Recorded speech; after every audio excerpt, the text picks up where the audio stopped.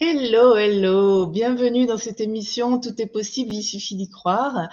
Je suis ravie de vous accueillir une nouvelle fois et aujourd'hui je vais vous présenter une personne que j'ai déjà présentée il y a, je crois, 2 ans déjà, qui me fait le plaisir de revenir et qui va nous parler de l'évolution de son activité. Bonjour Julie.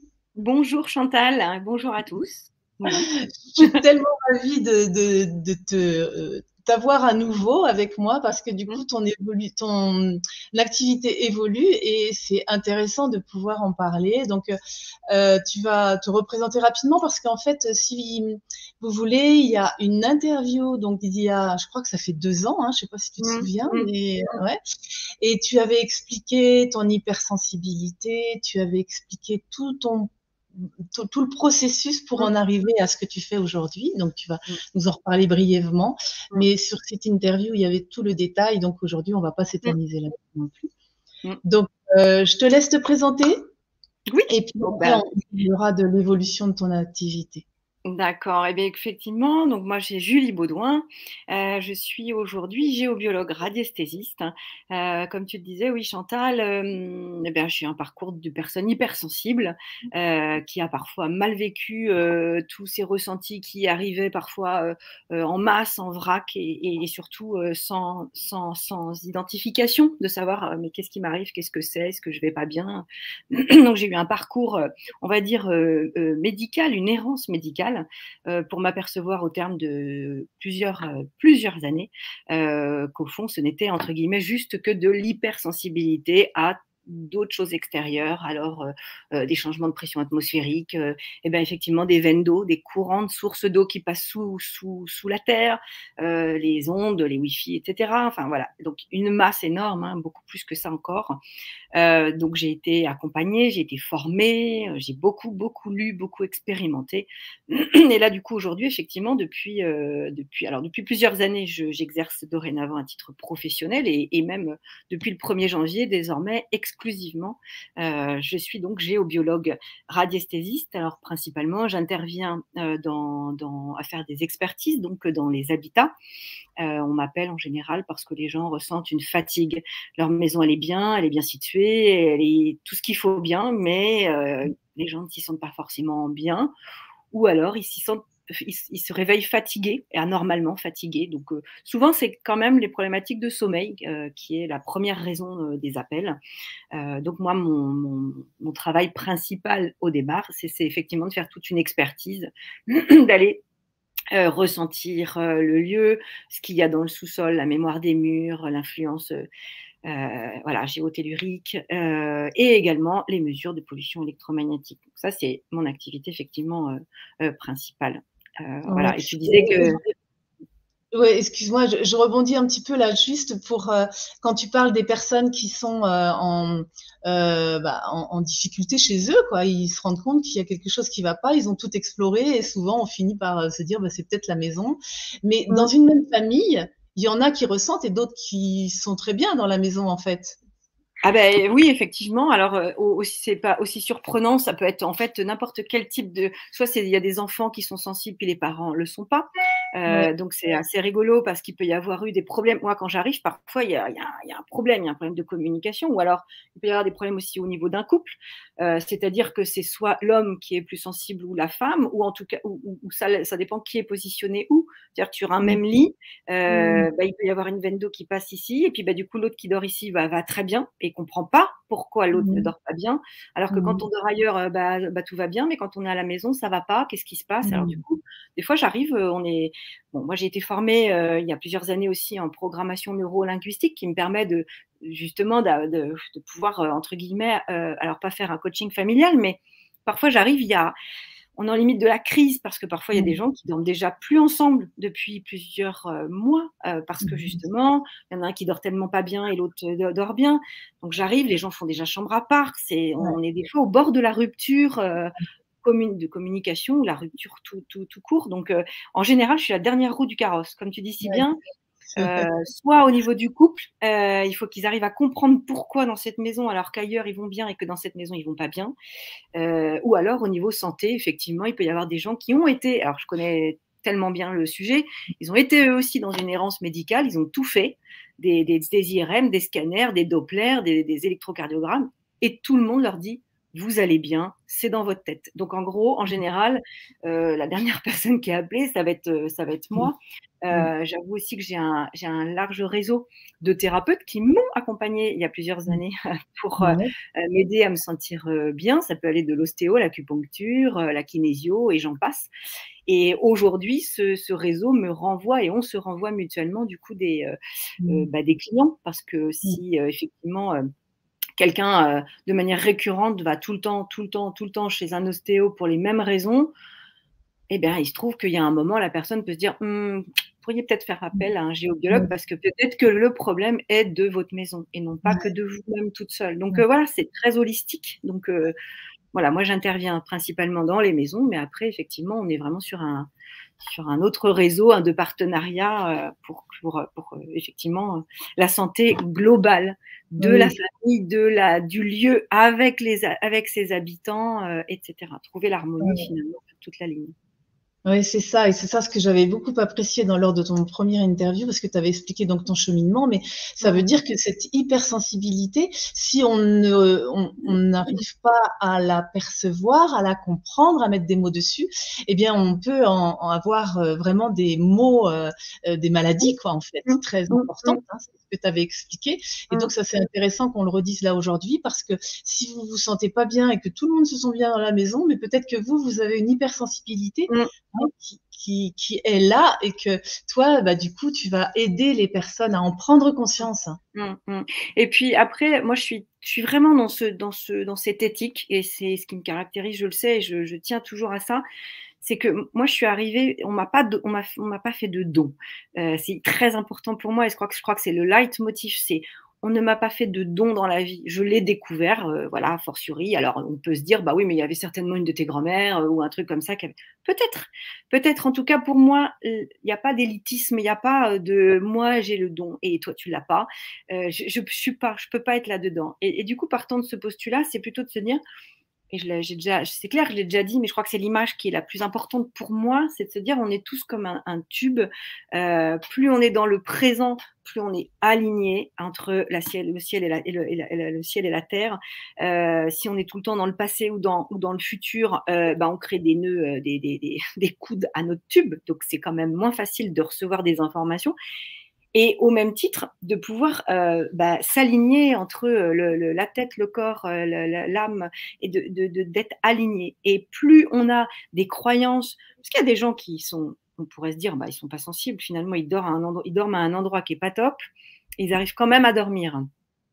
Et on pourrait dire, dans ce cas-là, ils sont pas sensibles. Je pars du principe qu'on l'est tous naturellement, comme des animaux. On est nous, vulgairement, des animaux un peu pensants, mais on n'est que des animaux. Et pour moi, on est tous sensibles. C'est simplement que si on met la croyance très forte dessus, non mais je vais mettre un mouchoir là-dessus et je vais rien sentir, mais je vais y arriver. Par contre, le risque, il est plus important qu'à un moment, à un autre, comme on a tous la même biologie interne, que mon corps, il sature.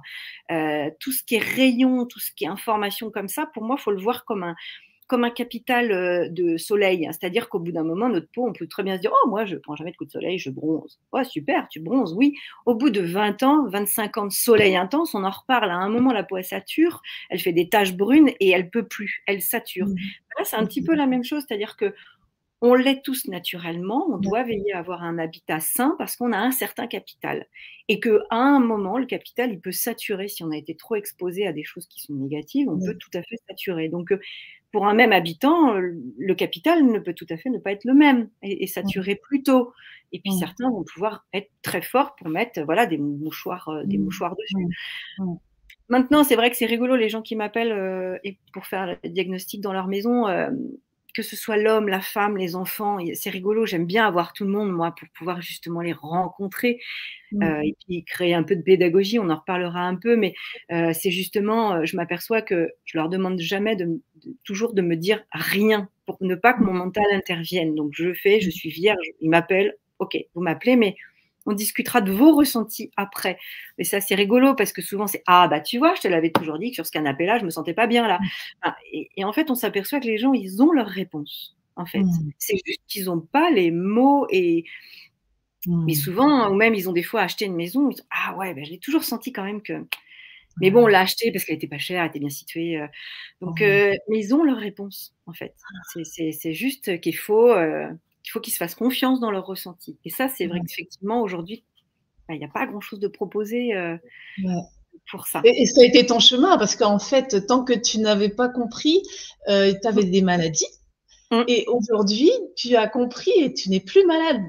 Non. Bah, en fait, j'ai essayé autant que faire se peut, parce qu'on a toujours du chemin à faire. Quand je parlais du tube tout à l'heure, on a tous nos casseroles, nos problèmes émotionnels, nos trucs du passé, ou même des aïeux et autres. Et pour moi, plus on nettoie ce fameux tube, et puis il faut aussi, à mon sens, j'ai un sourcier avec qui j'ai beaucoup travaillé, qui m'a toujours rabâché le mot humilité, humilité, humilité. Donc à un moment, je l'ai intellectualisé, puis à un moment, j'ai compris ce que ça voulait dire, l'humilité. Ouais, je l'ai intégré, de revenir comme le petit enfant où on est justement que ce tube. On ne fait que recevoir des informations et voilà, on ressent, on n'a pas à faire le filtre doit être le plus propre possible en fin de compte. Et effectivement, tant qu'on met des filtres, on résiste. Et tant qu'on résiste, parce que moi, très, très clairement, hein, mais je l'ai peut-être déjà dit, mais tout ce qui me traversait, je croyais que j'allais en mourir. C'est-à-dire que ça me faisait des fois le cœur partait à toute barzingue. Enfin, j'ai vraiment cru parfois que je pouvais en mourir. Et c'est du jour où j'ai lâché, vraiment le vrai lâcher prise, non pas écrit sur le papier, mais là, intégrer c'est quoi le lâcher prise, c'est je lâche. Et du coup, l'information, elle me traverse. Ah, ok, ça ne m'appartient pas. Ok, d'accord. Alors du coup, ça appartient à qui? Et puis là, on questionne avec le pendule. J'ai appris à ça. Mais plus on lâche, plus du coup, on accepte que finalement, la plupart des choses que l'on ressent ne nous appartient pas. Qu'on est, entre guillemets, juste un espèce de paquet tout troué et il y a énormément de choses qui nous traversent. Et c'est ce qui fait qu'on peut dire maintenant que de cette hypersensibilité, tu en as fait un atout, parce que ce que tu reçois, c'est des informations que tu vas diffuser aux personnes qui en ont besoin. Oui. Dans le cadre de mon travail en géobio, et puis effectivement, aujourd'hui, ce qui a évolué, ce que tu disais tout à l'heure, ce qui a beaucoup évolué et ce que je développe, parce que c'est ce que j'aime le plus, et c'est ce qui m'a le plus manqué, donc je pense, c'est d'accompagner les gens, parce que moi, s'il y a bien quelque chose que j'aime le plus, c'est de pouvoir faire une intervention en géobiologie, ok, on fait une étude de maison, et de pouvoir répondre à toutes les questions et être suffisamment pédagogue pour que les gens ne me rappellent pas après. C'est-à-dire que s'ils doivent changer de maison dans 10 ans, qu'ils soient capables d'eux-mêmes d'être géobiologues, entre guillemets, pas pour en faire un métier, pour juste se faire confiance sur leur ressenti, de faire les bons choix et d'être en harmonie avec leur maison dès le départ, sans avoir besoin de faire appel à quelqu'un d'extérieur, que ce soit moi ou quelqu'un d'autre. Je pars du principe que, pour moi, c'est pas perdre des clients. Je peux pas être avec ça. C'est quand je vois moi-même des ados qui sont avec les baguettes pour essayer et qui trouvent et que je leur confirme que oui, l'eau elle passe là, ils sont waouh, ils sont devenus c'est les rois du pétrole. Ça leur amène une confiance de malade, hein, parce que du coup c'est d'aller encore plus là et de leur dire mais oui, ce que tu ressens bonhomme, tu as raison. Ou alors certains qui dorment mal et qui se sont fait des fois engueuler par leurs parents parce qu'ils dorment pas bien, parce que tu te relèves la nuit, parce que tu as envie de faire pipi, parce que ceci cela, et que moi j'arrive derrière en disant mais là il a une veine d'eau. Bougez son lit, et puis vous verrez, tout ira bien. Et après, il dort bien. Du coup, ça amène une certaine confiance à l'enfant en se disant, voilà, c'était pas dans ma tête tout ça. Enfin, donc c'est chouette. Ça amène une belle communication aussi. Alors, effectivement, moi, dans ma famille, j'ai pas forcément été accompagnée. J'étais la seule, le petit canard un peu particulier qui avait tous ces ressentis. Les autres, je vais pas dire qu'ils les avaient pas. Je vais juste dire, en tout cas, qu'ils ne les écoutaient pas. Et effectivement, de se sentir toute seule, c'est difficile. Donc aujourd'hui, oui, effectivement, il y a des gens, mais je sais pas quoi faire, mon enfant, il ressent des trucs, mais moi je ressens pas, mais je l'ai emmené voir un psy, mais ça marche pas. Et j'ai envie de dire, mais c'est pas forcément le psy la bonne solution, parce qu'il y a psy, il y a psychiatre. Moi, je sais bien, hein, on a voulu me prescrire des antidépresseurs en disant, étouffe donc tout ça, puis fais comme tout le monde et tais-toi. Aujourd'hui, en fait, tu as vraiment à cœur comme toi tu as souffert que personne te guide, tu as vraiment à cœur de guider les gens pour apprendre à écouter ce qu'ils ressentent. Oui. Voilà. Oui. Parce que je trouve qu'il n'y a rien de plus beau que de voir quelqu'un qui était tout ouais, mais c'est difficile de ressentir plein de trucs et puis après de se dire ah ouais c'est ça, ah ouais ça m'appartient pas et limite de voir comme un nuage passer l'information, les gens sont plus en résistance, ils ont identifié, ils ont nommé ah c'est ça que je ressens, ah ça m'appartient pas, ah je peux laisser passer, oui tu peux laisser passer ce que ça t'appartient pas et hop et du coup de se dire c'est juste ça. Alors c'est juste ça, c'est un peu d'entraînement, j'entends, mais Je sais que plus on le nomme, ouais, plus on le nomme, mieux c'est. Ouais, plus on le nomme. Et puis, plus on le nomme, plus on peut se protéger, se ressourcer, savoir comment évoluer dans le milieu professionnel, comment ne pas aller au burn-out parce que justement d'être trop sensible, de se dire alors je suis sensible. Point. C'est pas un jugement, c'est un fait. Ok, bah du coup, je vais avoir besoin peut-être plus de périodes de récupération, de périodes solo pour pouvoir me ressourcer. Qu'est-ce qui me ressource déjà? Qu'est-ce qui me ressource? C'est pas si anodin. Il y a des gens qui vont faire des activités un peu comme tout le monde, sauf que c'est fatigant. C'est pas forcément et c'est pas que marcher en nature. Il y a des gens qui vont avoir besoin de dessiner, il y en a des gens qui ont besoin de faire du yoga, il y en a besoin. Mais chacun doit avoir ses propres ressources à lui. Et c'est vrai qu'aujourd'hui, quand des fois j'entends ah bah moi j'ai lu que c'est comme ça qu'on doit faire ou c'est comme ça qu'on doit faire. Ah non, par pitié, non. Et moi je ne suis pas quelqu'un qui donne des choses toutes faites à faire. C'est à chacun de trouver, mais faut quand même y aller chercher. Ouais. Disons que tu les inities à penser qu'ils sont complètement uniques, qu'ils ressentent aussi des choses comme d'autres, mais que c'est leur ressenti à eux et qu'est-ce qu'ils en font et comment ça peut se transformer parce que effectivement, quand on ressent des choses et qu'on les explique pas et qu'on nous dit en plus que c'est pas bien et que effectivement, on peut se renfermer. Et là, parce que tu vas leur dire, mais oui, c'est ça, t'es sur le canapé là, tu te sens pas bien, bah change de place, tu vas voir, tu vas te sentir mieux. Ah, je peux le changer de place. Enfin, rendre autonome. En fait, c'est des toutes petites choses du quotidien. Oui, c'est des petites choses et puis j'aime bien aussi les amener à regarder les végétaux, à faire des tests en fait. Parce que du coup, l'invisible, il y a un moment, pour être passé par là, on a l'impression qu'on devient fou, quoi. Parce qu'effectivement, rien ne se voit, rien ne se voit et rien ne se voit. Donc il y a un moment, on a quand même aussi notre part de cérébrale de se dire, bah ouais, mais bon, est-ce que c'est pas dans ta tête la cocotte et du coup, bah, de dire, ok, cette place-là, elle n'est pas judicieuse parce que c'est une veine d'eau qui est trop forte et alors, bah, si vous y êtes 5 minutes, ça booste un peu, c'est super. Si vous voulez y dormir, ça ne sera pas possible.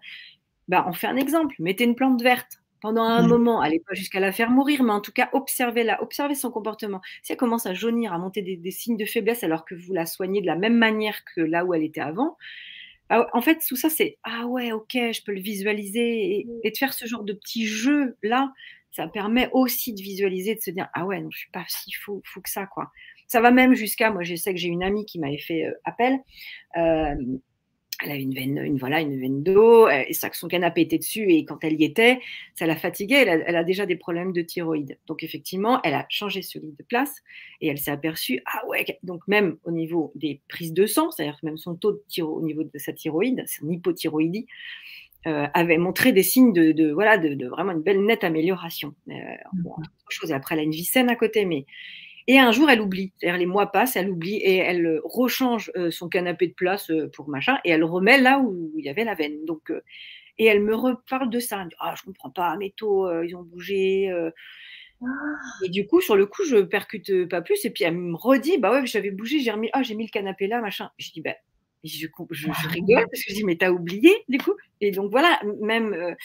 Donc, c'était assez immédiat. Et donc là, ça a été une des preuves pour elle qui a été flagrante de se dire, ouais, alors, il ne faut pas que j'oublie parce qu'effectivement, donc là, c'est pas son mental qui a joué, puisqu'elle s'en souvenait vraiment plus. Donc, mais ça a réellement joué sur ses taux. Donc, oui, ça, c'est super intéressant quand les gens ont eu leur ressenti, ont fait des changements d'aménagement dans leur lieu et qu'ensuite, il y a réellement une vraie suite. Ah, mais carrément, je dors beaucoup mieux.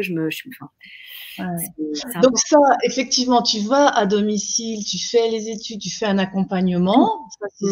C'est déjà ce que tu proposais. Et maintenant, tu as envie d'évoluer vers cette transmission. Donc, tu proposes d'autres choses. Oui. Alors, l'atelier d'initiation au pendule, ça, c'est des choses que j'ai fait, que j'ai déjà commencé à initier déjà il y a 2 ans à peu près.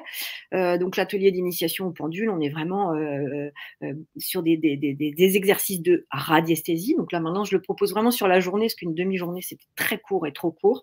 Donc là, c'est sur une journée. Donc, soit moi toute seule, ou là, en ce moment aussi, j'aime bien être en partenariat avec d'autres. Donc, je suis en train de faire des ateliers en partenariat avec une sonothérapeute. À la rentrée prochaine, j'ai déjà un atelier qui est prévu avec une chanteuse. L'idée, c'est toujours de s'ancrer au maximum, de s'aligner au maximum. Donc, c'est de trouver d'autres activités annexes qui viennent encore mieux servir pour pouvoir être plus ancré encore et pour faire des exercices de radiesthésie. Alors après, l'idée, c'est vraiment de faire des ateliers avec l'expérimentation. Et ce n'est pas tellement l'expérimentation pour que les gens réussissent à trouver tous les exercices. C'est de réussir à observer le jeu de l'ego qui veut réussir tous les exercices et réussir à lâcher prise de ça et de s'apercevoir que c'est dans le lâcher prise qu'on est dans cette connexion presque pure et parfaite avec une boîte fermée dont on ne sait pas ce qu'il y a à l'intérieur et qu'on arrive à découvrir ce qu'il y a à l'intérieur alors même que notre tête ne pourrait pas le deviner. Et ça, waouh, c'est chouette, quoi. Et du coup, en atelier, on est effectivement, alors 6 à 10 personnes selon la configuration, voilà, sur une journée. Donc, c'est de l'atelier vraiment initiation à la radiesthésie, mais c'est une initiation en fait à l'intuition. Il y a des personnes, finalement, ils ont à peine pris le pendule et ils ont une intuition très profonde sur cet exercice. Bah, super, prenez pas le pendule dans ces cas-là, re-questionnez surtout pas. L'intuition, ça veut dire que le lâcher prise, il est déjà bien là. Donc, c'est plutôt, voilà, c'est un atelier radiesthésie avec vraiment une invitation à travailler encore davantage son intuition. Il y a un atelier. Comment ? On est d'accord, tout le monde Oui. Est capable de réussir à utiliser le pendule, à s'ouvrir à cette intuition. Il y a pas des, enfin, il y a des personnes qui sont peut-être plus ouvertes, plus, je sais pas, je voulais dire aptes. Ouais, mais on est toujours par rapport à cette douceur de tube, c'est toujours le nettoyage du conditionnement. C'est-à-dire qu'une personne qui pourrait avoir toutes les aptitudes, mais qui est persuadée que de toute façon, elle n'a pas le don, parce qu'on lui a dit qu'elle n'avait pas le don et que de toute façon, ça servait à rien. Faut aller décroter ça, en fait. Mais il ne faut pas aller décroter comment je tiens le pendule et comment je m'en sors. C'est le mental. Et le plus gros travail dans cet atelier, c'est le travail du mental. Alors, tout ne peut pas se faire sur une journée. C'est ce que j'allais dire. Voilà, c'est au moins une première amorce avec une idée de potentiellement justement proposer à des personnes qui ont déjà fait une journée, on va laisser 6 mois et puis refaire une proposition d'atelier à nouveau. Non pas pour faire un deuxième niveau, je pars du principe qu'il n'y a pas de niveau, on est toujours des apprenants, on est toujours des enfants en passe de découvrir qu'est-ce qu'il y a dans ce truc-là, mais et de rester vraiment dans cette posture très d'humilité, vraiment, le petit enfant qui ne sait pas, le non-sachant. Et plus on est dans cette posture du non-sachant, plus on est en connexion justement pure et parfaite. Pour moi, tout le monde est en capacité. Par contre, tout le monde n'en a pas envie, tout le monde n'a pas cette mission de vie non plus. Mais c'est pas grave, c'est pas. En atelier, je vois énormément de gens, ils n'en font pas leur métier, c'est pas leur Non, bien sûr, c'est pas l'idée non plus. C'est pas l'idée. Et moi, je sais pas non plus, j'estime que voilà, je vais sur mes 45 ans, ça fait effectivement presque 20 ans que je bosse tout ça, mais aujourd'hui, je me sens même pas encore en capacité d'être dans cette formation. Je suis pas encore suffisamment ancienne pour être à ce point dans la formation. Par contre, je trouve que j'estime que j'ai pas envie d'attendre d'être parfaite, peut-être 80 ans ou 90, j'en sais rien, pour transmettre. Et je trouve que déjà transmettre le principe, ça laisse la liberté et la responsabilité aux gens d'en faire ce qu'ils ont envie d'en faire, c'est-à-dire soit rien, soit d'aller encore plus creuser la chose, plus d'expérimenter. Je suis plutôt là pour être l'accompagnante de leur dire. Dans l'initiation ? Voilà, dans l'initiation, exactement. Voilà, donc il y a cet atelier-là. Il y a aussi un atelier qui m'a été un petit peu demandé sur une personne qui m'a dit je me sens pas encore prête à passer à l'action au niveau pendule, mais elle est pile poil dans la période où au niveau des ressentis, elle avait réussi à tout cloisonner pendant des années et puis maintenant elle a un peu ouvert la boîte parce que ça a pété et du coup c'est pile le moment où c'est désolé des expressions mais c'est le bordel, hein, c'est-à-dire que tout vient, elle est à fleur de peau pour tout, etc., etc. Et du coup, là, voilà, j'ai retravaillé du coup un atelier, on va dire presque un module zéro en fait, entre guillemets, mais c'est pas, mais vraiment pour aller travailler spécialement l'hypersensibilité, c'est justement quand tout déboule, qu'est-ce qu'on en fait? Qu'est-ce qu'on en fait? Comment on le gère? Comment on identifie? Comment on fait pour finalement bien vivre avec? Moi, je pourrais être passée par là, de même plus être en capacité d'aller faire des courses à Super U parce que le monde, le bruit, parce que je me sentais comme connectée à chaque personne qui faisait ses courses. Et entre ça et ah, tiens, bah, il allait y avoir de l'orage 2 heures après. Enfin, c'était une horreur, une horreur. Et donc, effectivement, c'était plutôt moi de travailler sur quels sont mes outils, sachant que ce ne sont que, enfin, les miens, plus tous ceux que j'ai lus un peu de partout et ceux qui m'ont été formés. Mais encore une fois, ce n'est jamais pour donner une formule toute faite de faites comme ça, c'est comme ça que vous devez faire. C'est plutôt toujours une invitation de voilà ce qui a fonctionné pour moi. Maintenant, voilà, on va aller vous faire expérimenter d'autres manières d'aller C'est ça, ouais, bien c'est ça. vivre ça. Ouais. Et partir du postulat qu'il y a sur 100 personnes hypersensibles, il y aura 100 subtilités, et puis que tout est question de vibration, donc tout est question d'onde. Si je suis une station de radio et que j'ai une bonne partie de la FM, bah, peut-être que je n'aurais pas. Moi, perso, j'habite à la Poissonnière. Et ben, comment ça s'appelle cette tiens, j'ai perdu le nom, mais bref, pas Nova, mais bon, bref, celle du 44, et ben, je la chope pas.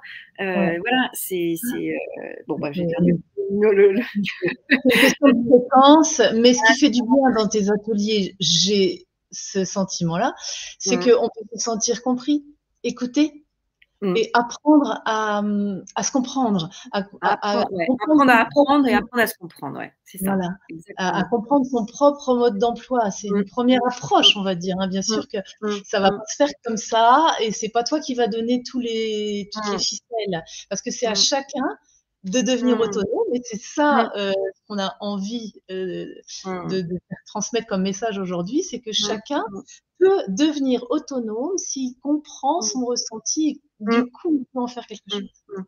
C'est ça. Et puis, c'est une manière, moi j'ai lu, je pense, des centaines et des centaines, je peux bien le dire, de livres depuis 20 ans. Enfin voilà, ça a été quand même un investissement pour rien cacher. J'ai fait le calcul il y a très peu de temps en reprenant tous mes comptes depuis les 10 dernières années. Entre les formations, les compléments alimentaires pour essayer de gérer mon hypersensibilité et tous les bouquins que j'ai lus, ça m'a coûté à peu près 40 500 €. Voilà. J'ai fait le calcul. C'est un investissement qui était donc le tout côté non remboursé. On parle évidemment le hors médical de rien, etc. Donc tout le monde ne va pas passer par là. C'est histoire de se dire il y a un temps à gagner, mais il y a énormément de bouquins aujourd'hui quand même qui n'existaient pas quand j'étais plus jeune ado et à 17 ans par exemple. Moi j'avais pas internet, j'avais pas tout ça. Je suis pas vieille, mais un peu quand même. Aujourd'hui c'est vrai qu'il y a beaucoup. On pourrait se dire c'est super, mais au final il faut aussi voilà, faire du tri dans tout ça et surtout expérimenter parce que finalement lire c'est super, mais il faut expérimenter. Donc il y a de la peur. Il y a de la peur de l'expérimentation. Donc, il y a tous ces ateliers où voilà, on peut être en groupe. Il y a aussi un accompagnement individuel pour ceux qui le souhaitent. Voilà, je suis là quelques personnes actuellement. Effectivement, c'est des accompagnements, on va dire, plus individuels, un peu plus comme de coaching. Là, je mets plusieurs outils entre la radiesthésie, la programmation neurolinguistique, pour lequel j'ai été formée. Mais voilà, moi, je voulais pas être coach de vie.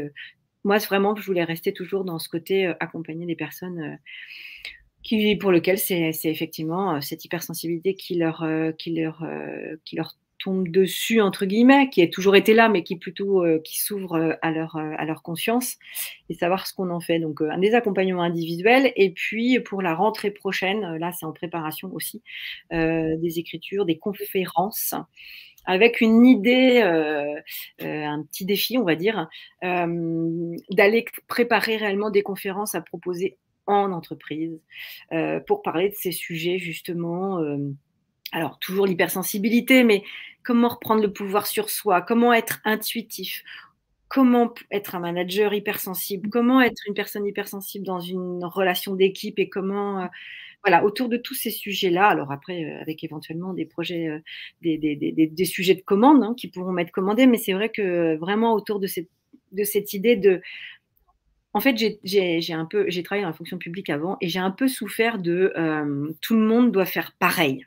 C'est-à-dire, il n'y a pas de mérite, il n'y a pas de machin, c'est tout le monde doit faire pareil. C'est-à-dire que quelqu'un qui avait plus envie de faire, je te dis n'importe quoi, plus de téléphone et l'autre un peu plus d'écriture, non, c'est tout le monde pareil. Je trouvais ça désolant parce que j'aime tellement que les gens puissent exprimer leurs ressources, leur son propre. C'est-à-dire, oui, on peut tout faire pareil, c'est sûr, mais on n'est pas bon puisqu'on n'a pas de sens à ce qu'on fait. Et aujourd'hui, je trouve que avec tous les gens qui partent, qui font des ruptures conventionnelles à tout va, je pense que, et puis bon, le Covid et tout ça, mais retrouver du sens à ce qu'on fait, j'ai très envie d'aller encore plus dire, mais plus vous irez vers le haut, les compétences des gens, s'ils sont sensibles, s'ils sont machin, super. Mais voilà, il faut les regarder. En faire un atout pour l'entreprise, en fait. C'est ça, en faire un atout pour l'entreprise.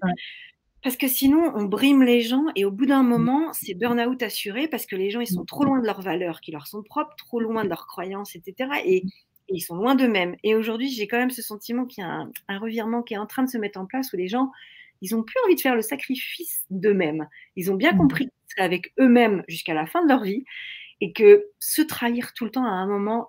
Donc oui, j'ai très envie d'aller amener ces sujets qui sont quand même des sujets de développement personnel et voire spirituel en entreprise. Donc voilà, je suis en travail là-dessus pour trouver les mots.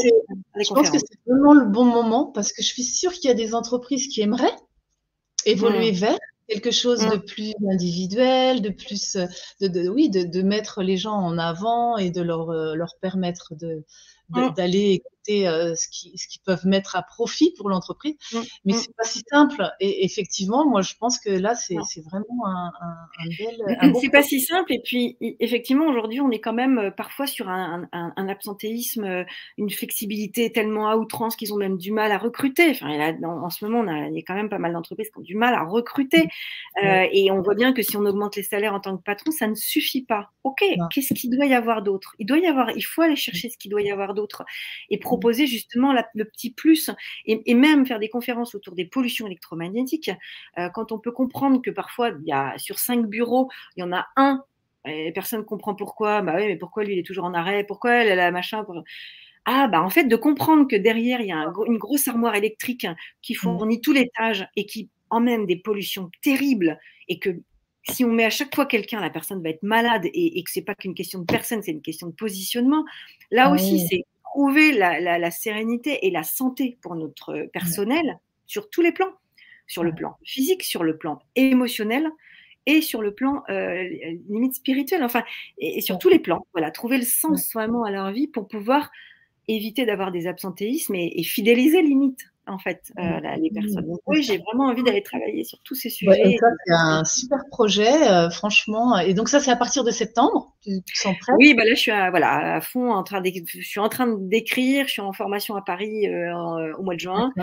Et voilà, donc j'espère pouvoir effectivement proposer au moins 2 sujets de conférence en septembre. Et là, effectivement, ce serait en premier lieu dans l'entreprise. Parce que, oui, non, mais moi, je trouve que c'est une super idée parce que je pense que c'est le moment d'abord. Et puis, il y a tellement de choses qui bougent, comme tu dis.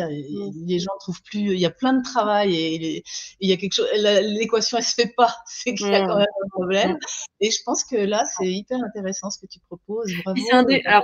Puis c'est un défi parce qu'il y a des gens qui font des conférences pour des particuliers et qui le font déjà très bien. Et il y a quand même pas mal de choses, je pense à toi notamment. Mais en tout cas, il y a effectivement d'autres.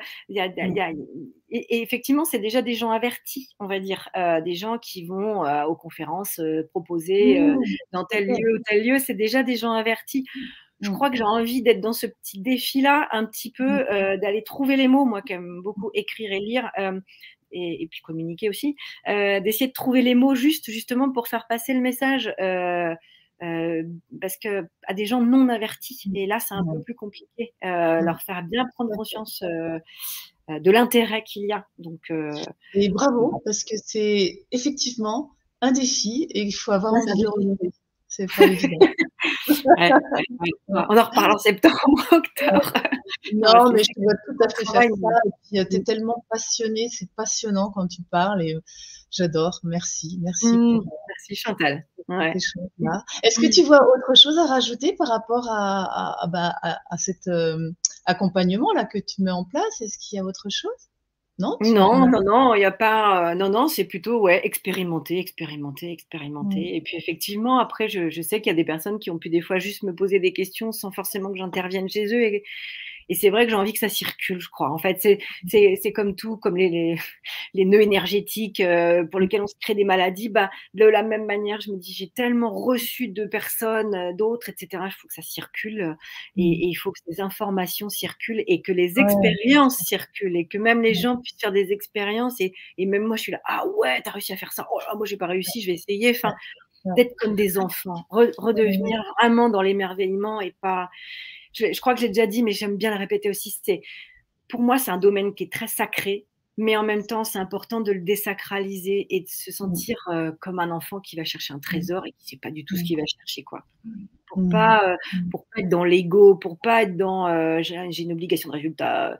Je sais pas, ouais, revenir tout Oui, petit. c'est ça. J'ai une obligation de résultat et puis je sais, moi je sais, et donc du coup je garde parce que non, en fait c'est fluide et j'apprends et je transmets et voilà, et c'est vase communicant et c'est tellement plus fluide quand c'est comme ça et je ressens comme ça chez toi et c'est vraiment ça aussi que moi j'ai envie de transmettre et c'est pour ça l'objet de cette chaîne, pour que chacun puisse y trouver la personne qui va faire écho à elle-même et se faire accompagner. Donc toi, la petite précision que j'ai envie de donner, c'est que tu interviens principalement dans le Maine-et-Loire parce que tu habites dans le Maine-et-Loire, mais ça peut aussi être dans le 44. Oui, Et au 49, oui, je suis aussi allée dans le 37 il n'y a pas très longtemps. Après, c'est vrai que c'est rare. Je préfère après laisser quand même les autres géobiologues intervenir dans leur propre secteur. Puis même, je trouve que c'est pas judicieux de faire toute cette route. Mais donc oui, principalement dans le Maine-et-Loire, effectivement. Voilà. Et tu vas à domicile chez les gens. Et puis, pour tous ces ateliers, c'est dans des tiers-lieux, en fait, dans des communes. Oui, dans les tiers-lieux, là prochainement dans une biocoop à Chalonnes, mais ça peut être aussi chez les gens, c'est-à-dire que des personnes qui veulent organiser un atelier d'initiation pendule chez eux. Dans ce cas-là, je me déplace avant pour quand même voir comment elle est disposée au niveau du salon, mais effectivement, ça peut être aussi à domicile pour cette chose-là. Et l'accompagnement individuel, effectivement, ça peut être. Alors, il y a 2 solutions, mais ça peut être à domicile. Je n'ai pas de cabinet et j'en veux pas. Je préfère plutôt être soit dans un accompagnement très modulable, soit en visio si vraiment la personne le veut, mais bon, je suis assez contact réel. Mais sinon, j'aime bien me déplacer ou alors extraire la personne et aller dans un lieu de son choix, marcher, mais pas être dans un cabinet. Voilà, je n'avais pas envie de ça parce que je pense que j'ai souffert un peu des fois dans des cabinets. Donc, j'ai pas forcément envie de ça. C'est un accompagnement un peu individualisé et voilà. De toute façon, pour tous les événements que tu proposes, on va aller sur ton site, c'est Réseau d'Harmonie, donc je vais le mettre sous la vidéo. Et puis, tu le proposes. Réseaudarmonie.fr et j'ai aussi une page Facebook. Je suis pas trop Instagram, donc Instagram, il se passe pas grand-chose, mais effectivement, si, voilà, plutôt Facebook où je peux effectivement partager les événements. Ta page Facebook aussi à ce moment-là, pour les gens qui sont plus Facebook. Ok. Bon, c'est parfait, Julie. Bravo à toi pour ce cheminement. Maintenant, ça y est, c'est parti. Merci beaucoup, Chantal, de cette interview, de cette nouvelle invitation. C'est chouette, très chouette. Merci. Merci beaucoup à toi. À très bientôt. Eh ben voilà, c'est encore une belle et lumineuse personne qui pourra certainement vous accompagner sur votre chemin si vous en ressentez l'envie, le besoin. Si vous sentez que là, ça vous parle, eh bien, écoutez ça et allez vers elle. Franchement, elle peut vraiment vous aider. Je la sens tellement dans son cœur que moi, ça me touche énormément. Je vous remercie d'être présent, de me suivre. N'hésitez pas à liker, j'en ai besoin, à partager. Et puis je vous dis à très bientôt. Au revoir. Et pour aller plus loin, vous pouvez explorer mon site Brin de Sagesse, où vous trouverez entre autres mon livre Sur le chemin de mon éveil, de cœur à cœur. Pensez